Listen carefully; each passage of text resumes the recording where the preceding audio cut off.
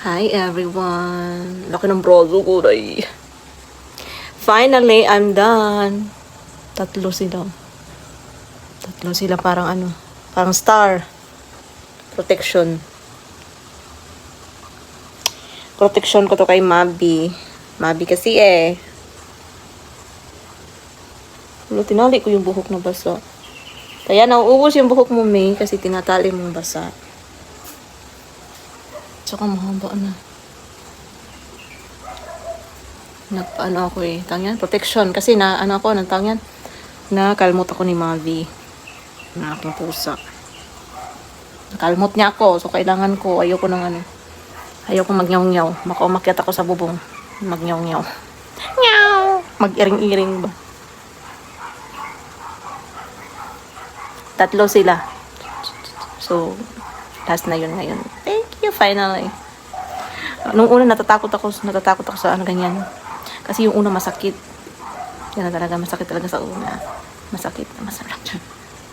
Ano siya? Masakit yung una. Lalo na yung yung isa. Yung tetano. Ayun. Yun, sobrang sakit. Kasi parang ang dami niyang pinasok. Sana all marami pinasok. Basta marami siyang pinasok na masakit talaga yung isang vaccine. Kasi yung first session nun, parang tatlo yung dalawa dito tapos isa dito. So graduate na ako kanina. Ngayon pala. And hindi na ako magwo-worry kung wag lang yung kagat, no.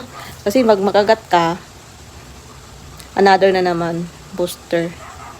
So lang sa akin naman kasi minor lang. Maliit lang. As in maliit lang talaga. So for safety. Ayoko lang magkaroon ng problema ba na lalala. So na ako.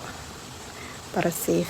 Sa kakauwi ko lang, pinapasok na naman yung isa. Meron na naman ako napulot. Natuwa kasi ako sa kanya, guys. Bibo na iring-iring. Puting. Kitten. Ang cute-cute. Oh, so may laro na si Mabi. Kasi yung isang pusa natin na maliit, as in siguro mga weeks pa lang ata yun na napulot ko, or days. Weeks. Namatay, hindi nagtagal. Dalawa. Yung puti at saka yung itim. Hindi talaga sila nagtagal. Yung itim, parang 2 weeks ang tinagal niya dito sa amin, 2 weeks or 3 weeks. Tapos yung isa naman yung puti na black and white. Mabot siya ng month din, isang buwan din. Akala ko yun mabubuhay siya kasi kumakain siya. Kumakain yun, tapos basta maningkamot siya ba, ay parang agresibo siya mabuhay. Kumakain siya, lumalaban siya. Kaya lang, na-stress siguro siya. And at the same time, parang siya.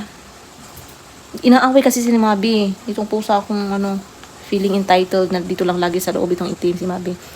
Tapos, dumating nga itong bago kong napulot din, si Chok.